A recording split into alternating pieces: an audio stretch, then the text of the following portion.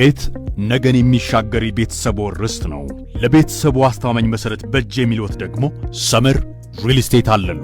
በ700 ሺህ ብር ቅድመ ክፍያ የአፍሪካ ህብረት ጎረቤት ይሁኑ ይላችኋል። ለኢንቨስትመንትና ለመኖሪያ ምቹ በሆነችው ቡልጋሪያ አፓርትመንትና የንግድ ሱቆችን እነሆ በካሬው 89 ሺህ ብር ብቻ።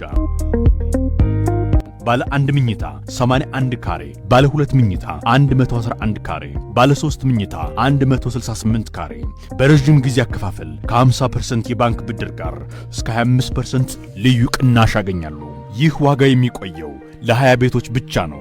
አዲስ አበባ የቤት ኪራይ ጭማሪ ጣሪያ 11.5% ሆኖ ተወስኗል። የውልድ እድሳት ምዝገባም ከዛሬ ሐምሌ 1 ጀምሮ እንደሚካሄድ መንግስት አስታውቋል። የአዲስ አበባ ከተማ አስተዳደር የዜጎችን የኑሮ ጫና ለመቀነስና በኪራይ ገበያው ላይ የሚስተዋሉ ህገወጥና ዘፈቀዳዊ አሰራሮችን በዘላቂነት ለመግታት ታላቅ እርምጃ መውሰዱን ቀጥሏል። ከዚህ ቀደም በወጣው የቤት ኪራይ ቁጥጥር አዋጅ መሰረት ለ2019 በጀት ዓመት የሚተገበረው ፍትሃዊ የቤት ኪራይ ዓመታዊ ጭማሪ ጣሪያ 11.5% ሆኖ መጽደቁን የቤቶች ልማትና አስተዳደር ቢሮ ነው ያስታወቀው። ይህንን ተከትሎ በመላዋ ከተማ የሚገኙ የግል መኖሪያ ቤቶች የአከራይ ተከራይ አዲስ የውል እድሳት ምዝገባ ከዛሬ ሐምሌ 1 ቀን 2018 ዓ.ም ጀምሮ በሁሉም ክፍለ ከተሞች አስተዳደር ጽሕፈት ቤት በይፋ መተግበር ይጀምራል። ቢሮ እንዳመለከተው ይህ የዋጋ ማስተካከያ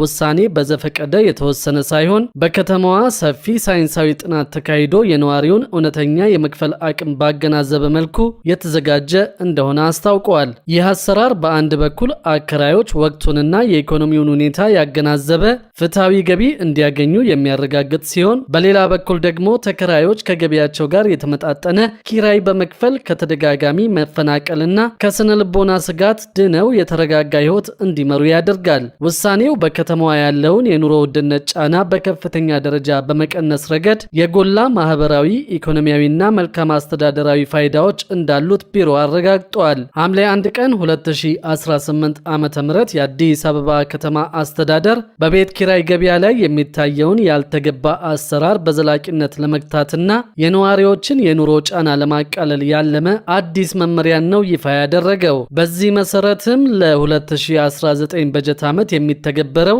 ዓመታዊ የቤት ኪራይ ጭማሪ ጣሪያ 11.5% ብቻ ሆኖ እንዲገደብ መወሰኑን የቤቶች ልማትና አስተዳደር ቢሮ አስታውቋል። ቀደም ሲል በወጣው የቤት ኪራይ ቁጥጥር አዋጅ መሰረት የአከራይና ተከራይ አዲስ የውል እድሳት ምዝገባ ከዛሬ ሐምሌ 1 ቀን 2018 ዓ.ም ጀምሮ በሁሉም ክፍለ ከተሞች በሚገኙ የቤቶች አስተዳደር ጽሕፈት ቤቶች በይፋ መተግበር ጀምሯል። ቢሮ እንዳመለከተው ይህ የዋጋ ማስተካከያ የተደረገው በዘፈቀደ ሳይሆን የሕዝቡን እውነተኛ የመክፈል አቅምና ወቅታዊ የኢኮኖሚ ሁኔታን ያገናዘበ ሰፊ ሳይንሳዊ ጥናት ከተካሄደ በኋላ ነው። አዲሱ አሰራር በአንድ በኩል አከራዮች ፍትሃዊና ተመጣጣኝ ገቢ እንዲያገኙ የሚያስችል ሲሆን፣ በሌላኛው ወገን ደግሞ ተከራዮች ካልተገባ የዋጋ ጭማሪና ከማህበራዊ ቀውስ ድነው የተረጋጋ ሕይወት እንዲመሩ እንደሚያግዛቸው አስታውቀዋል። ይህ እርምጃ በከተማዋ እየተስተዋለ ያለውን የኑሮ ውድነት ጫና በከፍተኛ ደረጃ የመቀነስ የጎላ ማህበራዊና ኢኮኖሚያዊ እንዲሁም የመልካም አስተዳደር ፋይዳዎች እንዳሉት ተገልጿል። የአዲስ አበባ ቤቶች ልማትና አስተዳደር ቢሮ ኮሚኒኬሽን ጉዳዮች ዳይሬክተር አዲሱ አዋጅ በሚፈቅደው ከፍተኛው የ11.5% የኪራይ ጭማሪ ጣሪያ መሰረት የወደፊቱ ክፍያ በሚከተለው መልኩ ይተመናል። በአሁኑ ወቅት የቤት ኪራዩ 15000 ብር ለሚከፍሉ ተከራዮች ህጋዊው የጭማሪ መጠን 1725 ብር ብቻ ስለሚሆን አዲሱ ጠቅላላ የቤት ኪራይ ዋጋ 16725 ብር ይሆናል ማለት ነው። በአሁኑ ወቅት የቤት ኪራይ 10000 ብር ለሚከፍሉ ተከራዮች ህጋዊው የጭማሪ መጠን 1150 ብር ብቻ ስለሚሆን አዲሱ ጠቅላላ የቤት ኪራይ 11150 ብር ይሆናል ማለት ነው። በአሁኑ ወቅት የቤት ኪራይ 20000 ብር ለሚከፍሉ ተከራዮች ህጋዊው የጭማሪ መጠን 2300 ብር ብቻ ስለሚሆን አዲሱ ጠቅላላ የቤት ኪራይ 22300 ብር ይሆናል ማለት ነው። እንዲሁም ደግሞ በአሁኑ በአሁኑ ወቅት የቤት ኪራይ 5000 ብር ለሚከፍሉ ተከራዮች ህጋዊው የጭማሪ መጠን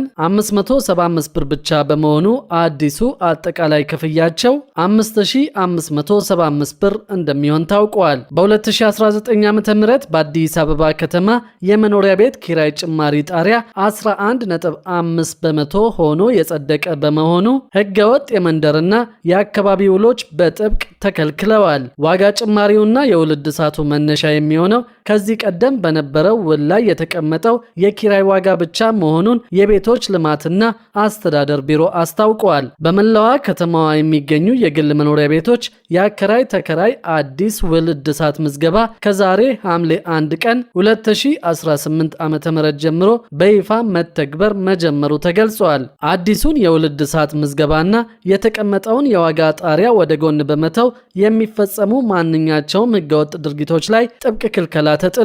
በዚህም መሰረት በቢሮ ከተመዘገበውና ከሚመዘገበው ውል እንዲሁም ከሚሰጠው አቅጣጫ ውጪ ልዩ ውል በሚል የሚፈጸሙ ማናቸውም የመንደር ውሎች፣ ከህጋዊ አሰራር ውጭ የሚደረጉ የአካባቢ ውሎች፣ በጋራ መኖሪያ ቤቶች ወይም ኮንዶሚኒየሞች አካባቢ የሚደረጉ ማናቸውም አይነት ህገወጥ ውሎች ሙሉ በሙሉ የተከለከሉ ናቸው። በዚህም መሰረት እንግዲህ አከራዮች አሁን ባለው የኪራይ ዋጋ ላይ 11.5 በመቶ ጭማሪ በማድረግ አዲስ ውል ማስገባት እንደሚችሉ ተገልጿል። ተከራዮችን በተለያየ ምክንያት ከቤት አስወጥተው አዲስ ተከራይ የሚያስገቡ አከራዮች በበኩላቸው ሌላ አዲስ ውልና አዲስ ክፍያ ይዘው መምጣት እንደማይችሉ በተደጋጋሚ ሲገለጽ መቆየቱ የሚታወስ ነው። ለምሳሌ ላለፉት 2 ዓመታት 10,000 ብር ሲከራይ የነበረን ቤት ተከራዩን አስወጥተው አዲስ ተከራይ በማስገባት 20,000 ብር ወይም ደግሞ ከ10,000 ብር የጨመረ ዋጋ በመስጠት አዲስ ውል መፈረም እንደማይቻልና ብቸኛው አማራጭ 10,000